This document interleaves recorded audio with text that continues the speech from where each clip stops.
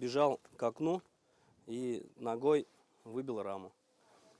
А стекло на вас не попало? Ничего? Ну, стекло немножко попало. Вспоминая тот день, он явно скромничает и отделывается простыми словами, хотя его решительности позавидовали бы многие. Накануне утром Айдар Шайдуллин первым увидел, что горит дом. Вызвав спасателей, сам, добровольный пожарный дружинник, он бросился прямо в огонь спасать. В момент, когда я разбивал окно, то есть в избу уже проникал дым, то есть угарный газ.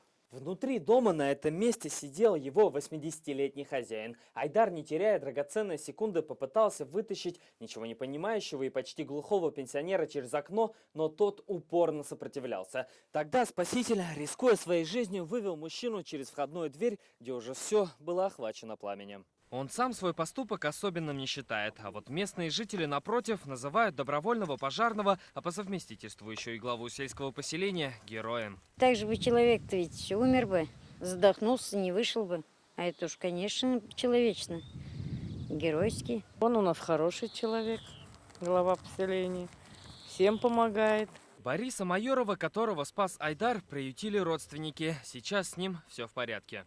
Папа чувствует себя хорошо, отошел от пережитого потрясения.